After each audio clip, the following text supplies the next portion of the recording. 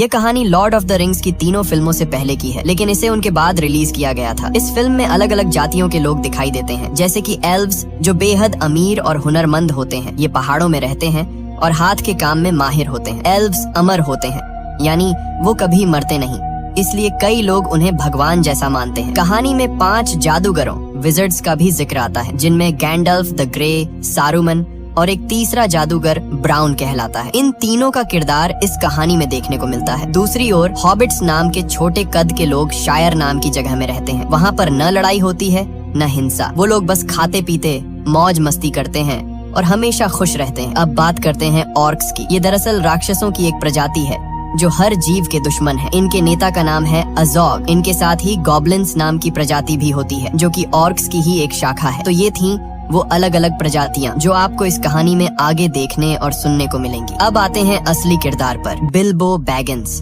जो फ्रोडो का चाचा है। इस कहानी में बताया गया है कि बिल्बो की जिंदगी कैसी थी। कहानी की शुरुआत में उसे 11 साल का दिखाया गया है, जब वो अपनी जिंदगी की सारी बातें एक किताब में लिख रहा होता है ताकि उसका भतीजा फ्रोडो उसे पढ़ सके। इसके बाद कहानी 60 साल पीछे चली जाती है, उस वक्त की जब ड्वार्फ्स यानी बौने लोग पहाड़ों के अंदर अपने खूबसूरत शहरों में रहा करते थे। उनकी दुनिया इतनी शानदार थी कि देखने वालों को स्वर्ग जैसी लगती थी। और उन बौनों के राजा का नाम था थॉरिन ओकेनशील्ड। थोरिन का राजवंश पूरी तरह सुरक्षित था क्योंकि उसके बेटे और पोते दोनों जीवित थे। उस समय बौने लोग ड्वार्व्स दुनिया के सबसे अमीर प्रजाति माने जाते थे, क्योंकि उनके पहाड़ों के अंदर सोने की नदियां बहती थीं। उन्हें वहाँ हीरे, जवाहरात और कीमती पत्थर मिलते थे और वे इन्हें तराशने में बेहद कुशल कारीगर थे। एक दिन एक बौने को पहाड़ की गहराइयों में एक विशाल हीरा मिला। इस हीरे को हार्ट ऑफ द माउंटेन कहा गया। राजा थ्रोर ने इसे अपनी शाही ताकत और हक का प्रतीक बना दिया और इसका नाम रखा द किंग्स ज्यूल। कई सालों तक इस राज्य में सब कुछ शांति और समृद्धि से चलता रहा, लेकिन एक दिन उत्तर दिशा से एक भयानक ड्रैगन आ पहुंचा, जिसका नाम था स्माउग। यह ड्रैगन अपने मुंह से आग उगलता था और बेहद क्रूर व लालची था। उसने अपने रास्ते में आने वाले सभी शहरों को जला डाला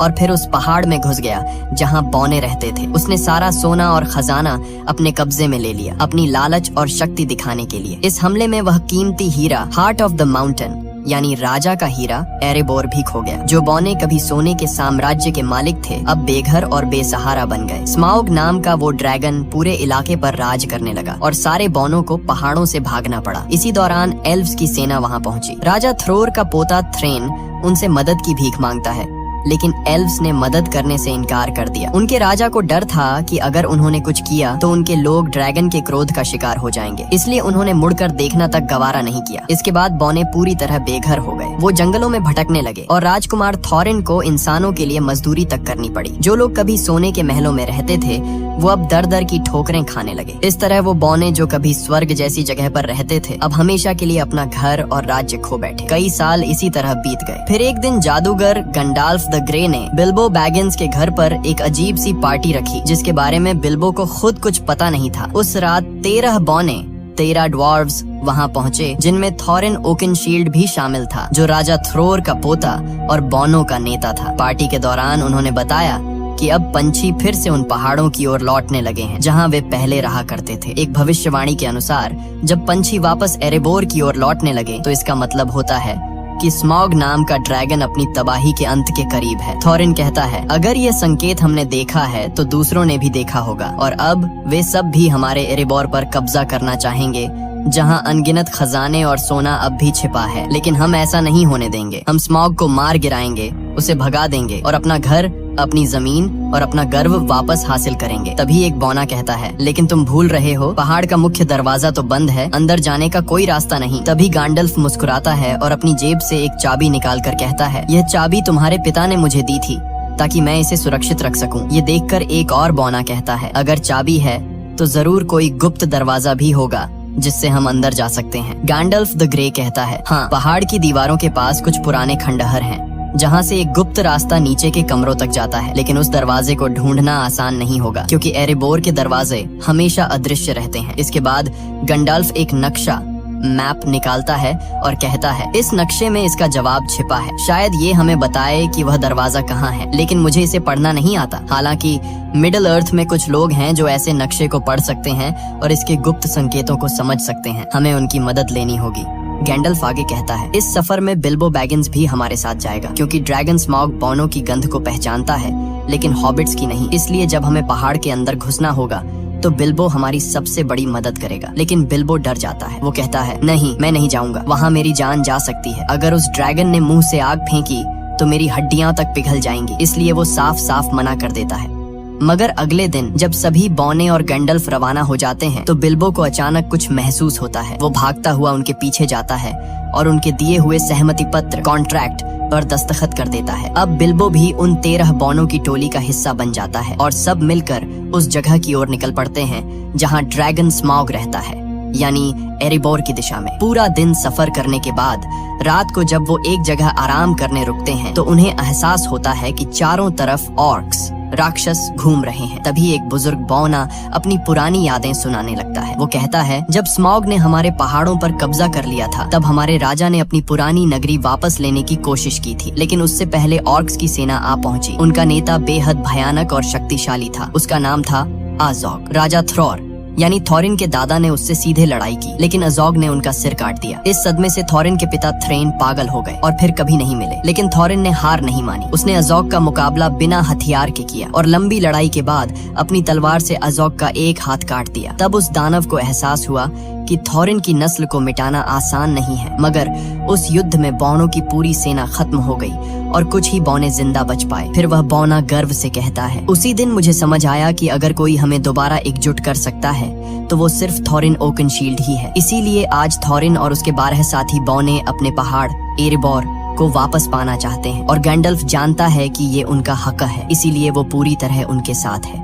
अगली सुबह सब अपने सफर पर निकल पड़ते हैं। रास्ते में चलते हुए गंडाल्फ समझाता है, हम 5 जादूगर हैं, यानी 5 विजर्ड्स मेरी तरह। इनमें सबसे शक्तिशाली और बुद्धिमान है सारूमान द वाइट, उसके बाद 2 नीले ब्लू विजर्ड्स हैं और 5वां है राडागास्ट द ब्राउन, जो इंसानों से ज्यादा जानवरों से प्यार करता है, इसलिए वो हमेशा जंगलों में जानवरों के बीच ही रहता है। अब गैंडल्फ थोरिन से कहता है, हमें एल्व्स के पास जाना चाहिए, क्योंकि सिर्फ एल्व्स ही उस नक्शे को पढ़ सकते हैं जो मैंने तुम्हें दिया है। लेकिन थॉरिन ओकनशील्ड, जो बौनों का राजकुमार है, एल्व्स से नफरत करता है। वो गुस्से में कहता है, जब हमें उनकी जरूरत थी, जब स्मॉग ने हमारा घर छीन लिया था, तब एल्व्स ने हमारी मदद नहीं की थी। अब मैं कभी उनके पास नहीं जाऊंगा। यह सुनकर गैंडल्फ नाराज हो जाता है और वहाँ से चला जाता है। उस रात सब उसी जगह डेरा डालकर रुकते हैं। तभी अंधेरे में 3 विशालकाय राक्षस ट्रोल्स वहाँ आ जाते हैं और उनके घोड़े चुरा ले जाते हैं। बौने डर जाते हैं क्योंकि बिना घोड़ों के आगे का सफर नामुमकिन है, इसलिए वे बिल्बो को आगे भेजते हैं ताकि वो चुपके से जाकर घोड़े वापस लाए। लेकिन जैसे ही बिल्बो पास पहुँचता है, ट्रोल्स उसे पकड़ लेते हैं। अब हालत ये होती है कि सभी बौनों को पकड़ लिया जाता है और ट्रोल्स उन्हें आग पर भून कर खाने की तैयारी करने लगते हैं। तभी उनमें से एक ट्रोल कहता है, जल्दी करो, सूरज निकलने वाला है। अगर सूरज की रोशनी हम पर पड़ी तो हम सब पत्थर बन जाएंगे। इसी बीच बिल्बो अपनी चालाकी दिखाता है। वो तीनों ट्रोल्स से बातों में उलझाने लगता है, उन्हें आपस में झगड़वाने लगता है ताकि वक्त निकल जाए। और जैसे ही सुबह की पहली किरणें निकलती हैं, उसी वक्त गैंडल्फ ऊंची चट्टान पर खड़ा होता है। वो अपनी जादुई छड़ी से उस चट्टान पर वार करता है और चट्टान टूटकर 2 हिस्सों में बट जाती है। उसके पीछे से निकलती हुई सूरज की तेज किरणें सीधी ट्रोल्स पर पड़ती हैं और देखते ही देखते तीनों ट्रोल्स पत्थर बन जाते हैं। इस तरह बिल्बो की समझदारी और गैंडल्फ के जादू से सारे बौने बच जाते हैं और उनका सफर फिर से जारी होता है। आगे बढ़ते हुए गैंडल्फ का 5वां साथी उनके पास पहुंचता है, जिसका नाम है राडागास्ट द ब्राउन। वो भी एक जादूगर है, लेकिन बाकी सभी से बिल्कुल अलग। उसके कपड़े मिट्टी से सने होते हैं और उसके आसपास हमेशा जानवर और पक्षी घूमते रहते हैं। वो गैंडल्फ से घबराई हुई आवाज में कहता है, ग्रीनवुड बीमार हो गया है। ग्रीनवुड उस बड़े जंगल का नाम है। वो बताता है कि वहाँ अब पेड़ पौधे उगना बंद हो गए हैं और जंगल में अब भयानक मकड़ियाँ बस गई हैं। वो कहता है, ये सारी मकड़ियाँ डोल गुलदूर नाम की जगह से आई हैं। डोल गुलदूर दरअसल ग्रीनवुड के अंदर एक पुराना किला है जो कभी सौरॉन की शरण स्थली हुआ करता था। गैंडल्फ हैरान होकर कहता है, लेकिन वो तो अब वीरान पड़ा है। इस पर राडागास्ट जवाब देता है, नहीं गैंडल्फ, वो वीरान नहीं है, मैं खुद वहाँ गया था। उसकी आंखों में डर झलकता है। वहाँ एक काली परछाई है, एक प्राचीन राक्षस की आत्मा जो अंधेरे की दुनिया से आत्माओं को बुला सकती है। उसने मुझ पर हमला किया, लेकिन मैंने किसी तरह खुद को बचा लिया और तभी मैंने अंधेरे में उस छाया को देखा। वो सौरॉन की थी। इतना कहकर राडागास्ट एक अजीब सी तलवार निकालता है और गैंडल्फ को दिखाता है। वो कहता है, ये तलवार तलवार किसी इंसान की बनाई हुई नहीं है, ये जीवित दुनिया की नहीं, कुछ और है। गैंडल्फ उस तलवार को देखते ही समझ जाता है कि रदागस्ट सच कह रहा है। अंधकार फिर से लौट आया है। उसी वक्त आसमान से भेड़ियों की डरावनी हुआ सुनाई देती है। गैंडल्फ चौंक जाता है। ये वॉर्ग्स हैं। असल में ये भेड़िए नहीं बल्कि ऑर्क्स के शिकारी जानवर हैं जो उन्हें मारने और पकड़ने के लिए पीछा कर रहे थे। रादागास्ट तुरंत कहता है, मैं उन्हें अपनी तरफ खींच लूंगा, तुम सब भाग जाओ। वो अपनी जादुई स्लेज पर सवार होता है जो खरगोशों से खींची जाती है और ऑर्क्स और वॉर्ग्स उसका पीछा करने लगते हैं। इधर गैंडल्फ और बाकी बौने भागते हुए जमीन के नीचे बने एक सुरंग में घुस जाते हैं। पीछे से वॉर्ग्स उन पर झपटने ही वाले होते हैं, लेकिन वो सब किसी तरह सुरंग के अंदर गायब हो जाते हैं और फिलहाल के लिए अपनी जान बचा लेते हैं। तभी अचानक वहाँ एल्व्स आ पहुँचते हैं, तेज, खूबसूरत और बेहद घातक। कुछ ही पलों में वो सारे ऑर्क्स को खत्म कर देते हैं। इस लड़ाई से बचते हुए बौने, गैंडाल्फ और बिल्बो एक अंधेरी गुफा से निकलकर पहुँचते हैं एक जादुई और रहस्यमयी जगह, रिवेंडेल यानी एल्व्स की धरती। यही वो जगह थी जहाँ जाने का बिल्बो बैगिंस हमेशा से सपना देखता था, लेकिन थोरिन को वहाँ जाना बिल्कुल पसंद नहीं था। वो एल्व्स से नफरत करता था क्योंकि जब उसके कबीले को उनकी सबसे ज्यादा जरूरत थी तब एल्व्स ने मदद करने से इनकार कर दिया था। फिर भी गैंडाल्फ की मनाने पर थोरिन और बाकी बौने वहाँ जाने के लिए तैयार हो जाते हैं। एल्व्स उनका स्वागत करते हैं और उसी वक्त गैंडाल्फ थोरिन से कहता है कि वो नक्शा उसे दे दे ताकि वो इसे एलरॉन्ड यानी एल्व्स के राजा को दिखा सके। थोरिन पहले तो हिचकिचाता है लेकिन आखिरकार मान जाता है। जब एलरॉन्ड नक्शे को ध्यान से देखता है तो उसे उसमें एक गुप्त संदेश दिखाई देता है। वो बताता है कि ड्यूरिन डे पर तुम्हें ग्रे स्टोन के पास खड़ा होना होगा और वहीं से तुम्हें वो गुप्त दरवाजा दिखाई देगा जो केवल एक खास चाबी से ही खुलेगा। वो आगे समझाता है कि ड्यूरिन डे वो दिन होता है जब पतझड़ का आखिरी चांद और सर्दी का पहला सूरज एक साथ दिखाई देते हैं और वो दिन बहुत जल्द आने वाला है। लेकिन एलरॉन्ड उन्हें चेतावनी देता है, तुम ही अकेले नहीं हो जो उस जगह पर नजर रखे हुए हो, बहुत से लोग वहाँ पहुँचने की कोशिश कर रहे हैं। और तभी वहाँ प्रकट होता है एक और शक्तिशाली जादूगर, सारुमन द व्हाइट, जो ताकत में गैंडाल्फ के बराबर है। सारुमन गैंडाल्फ से कहता है, हमें उन पहाड़ी रास्तों पर नहीं जाना चाहिए जहाँ ड्रैगन स्मॉग सो रहा है, क्योंकि वो पिछले 60 सालों से गहरी नींद में है। अगर वो जाग गया तो ये पूरी दुनिया राख में बदल जाएगी। लेकिन तभी यूनिकॉर्न्स कहते हैं, अगर स्मॉग जाग गया और उसने दुश्मनों के साथ हाथ मिला लिया तो तबाही ऐसी होगी जिसकी इंसान कल्पना भी नहीं कर सकता। वे गैंडाल्फ को सब कुछ बताते हैं जो रैडगास्ट यानी 5वां और भूरा जादूगर पहले ही बता चुका था, लेकिन सारुमन उनकी बातों पर यकीन करने से इनकार कर देता है। तभी एलरॉन्ड एल्व्स का राजा गंभीर आवाज में कहता है, 400 साल पहले जब अंधकार ने इस धरती को निगला था तब हर चीज खत्म हो गई थी। अब बड़ी मुश्किल से हमने फिर से शांति पाई है और मैं नहीं चाहता कि वो विनाश दोबारा लौट आए। इसलिए एल्व्स और सारुमन दोनों ही थोरिन के मिशन में साथ जाने से इनकार कर देते हैं। मगर थोरिन को किसी की मदद की जरूरत नहीं थी। वो पहले से ही एल्व्स से नाराज था, इसलिए बिना कुछ कहे, बिना अलविदा बोले वो वहाँ से निकल जाता है। कुछ समय बाद थोरिन और उसके साथी पहुँचते हैं धुंध से ढकी पहाड़ियों में, जिन्हें मिस्टी माउंटेन्स कहा जाता है। कहते हैं यहाँ विशाल पत्थरों के जोड़े रहते हैं जो जिंदा हैं और एक दूसरे से लड़ते रहते हैं। शुरुआत में किसी को यकीन नहीं होता, लेकिन अचानक पूरी घाटी हिलने लगती है, आसमान गूंज उठता है और सामने दिखते हैं वो विशाल पत्थर जो सचमुच एक दूसरे पर हमला कर रहे थे। उनकी टक्कर से पूरी धरती कांप उठती है और थोरिन का दल अपनी जान बचाने के लिए भागने लगता है। कोई और रास्ता न देखकर वे पहाड़ों की गुफाओं में छिप जाते हैं, लेकिन जैसे ही वे अंदर जाते हैं उन पर हमला कर देते हैं गॉब्लिन्स, डरावने, कुरूप और खून के प्यासे जीव। वे सारे बौनों को पकड़ लेते हैं और गहराई में ले जाते हैं। उधर दूसरी तरफ दिखाया जाता है कि ऑर्क्स और उनके निर्दयी नेता एजॉग, जो कभी थोरिन के हाथों अपनी बाह गंवा चुका था, अब गुस्से से पागल हो चुका है। वो दहाड़ते हुए अपने सैनिकों को आदेश देता है, थोरिन को ढूंढो और उसका सर मेरे सामने लाओ। थोरिन सोचता है कि एजॉग मर चुका है, लेकिन हकीकत में वो जिंदा है और अब उसकी आंखों में सिर्फ एक ही जुनून जल रहा है, थोरिन और उसके पूरे कबीले का सफाया करने का।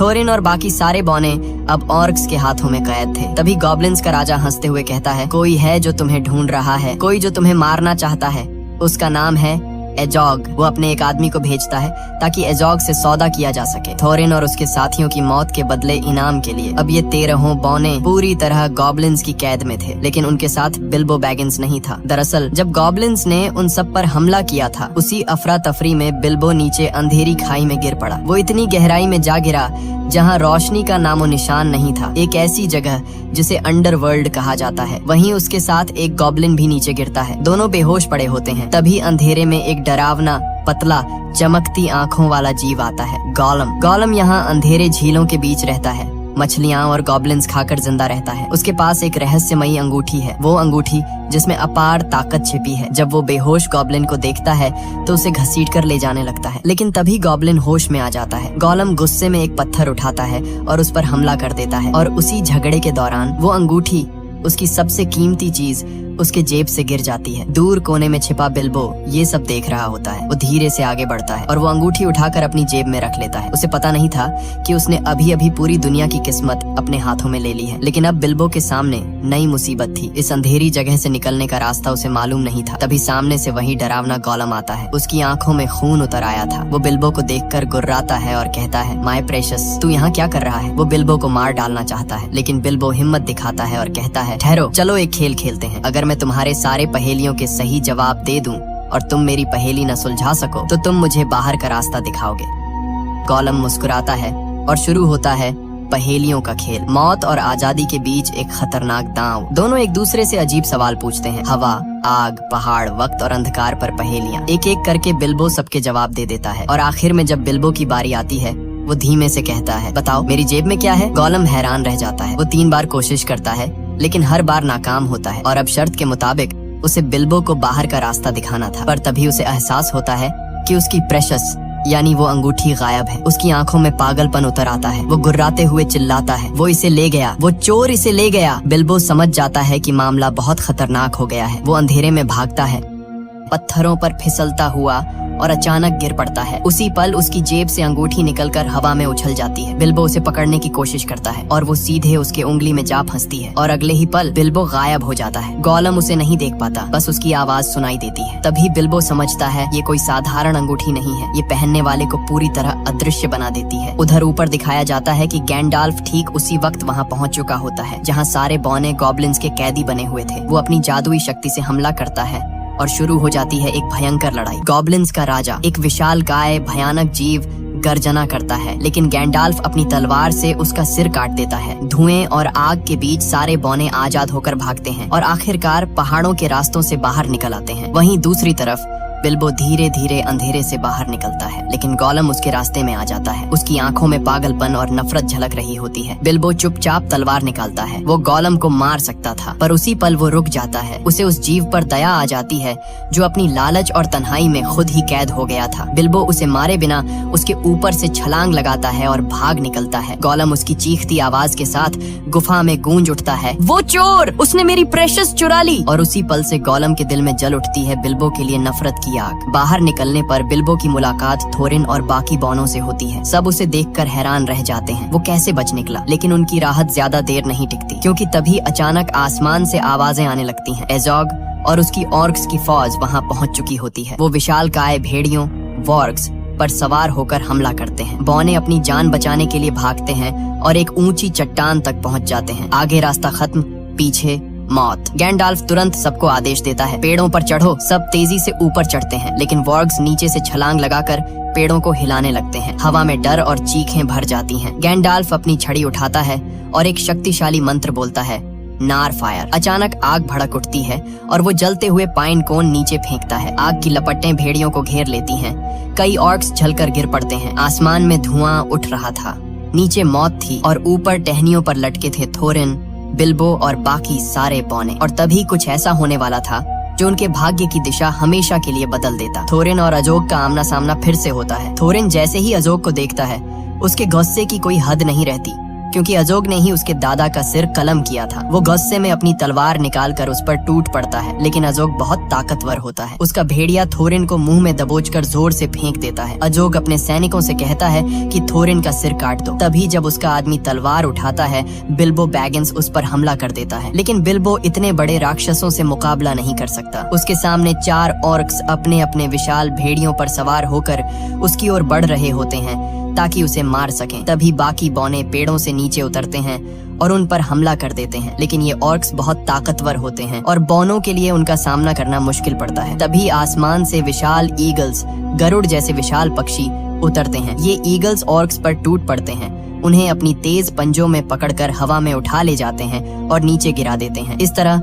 बिल्बो बैगिंस, थोरिन और बाकी सभी की जान बच जाती है। इन ईगल्स को यहाँ भेजा था गैलाड्रियल ने, जो एक एल्फ होती है और गैंडाल्फ पर पूरी तरह भरोसा करती है। उसे पूरा यकीन होता है कि गैंडाल्फ जो कह रहा है वो सच है और बिल्कुल सही है, इसलिए उसने मदद भेजी थी। ईगल्स सबको उठाकर दूर सुरक्षित जगह ले जाते हैं, जबकि नीचे अजोग और उसके बाकी सैनिक गुस्से में उन्हें जाता हुआ देखते रह जाते हैं। ईगल्स सबको एक सुरक्षित जगह पर उतार देते हैं। वहाँ थोरिन बिल्बो बैगिंस के पास आता है और कहता है, मैं हमेशा तुम्हारे खिलाफ था। मैं नहीं चाहता था कि तुम हमारे साथ आओ क्योंकि मुझे तुम पर भरोसा नहीं था, लेकिन अपनी जिंदगी में मैं कभी इतना गलत नहीं हुआ। इतना कहकर थोरिन बिल्बो बैगिंस को गले लगा लेता है। हालांकि बिल्बो बैगिंस के पास अब वह जादुई अंगूठी होती है, लेकिन वो इसके बारे में किसी को कुछ नहीं बताता। अब सबकी नजरें उस पहाड़ पर होती हैं, वही पहाड़ जो कभी बोनो का घर था, जहाँ वे शांति से रहते थे। लेकिन अब उसी पहाड़ के भीतर सो रहा है भयानक ड्रैगन स्मॉग, जिसने कभी इनसे उनका घर छीन लिया था। फिर कैमरा उस पहाड़ के अंदर दिखाता है, जहाँ स्मॉग, जो पिछले 60 सालों से गहरी नींद में था, अब अपनी आंखें खोल देता है और यहीं पर कहानी खत्म होती है। ये फिल्म 2012 में रिलीज हुई थी, जिसे IMDb पर 7.8/10 की रेटिंग मिली है।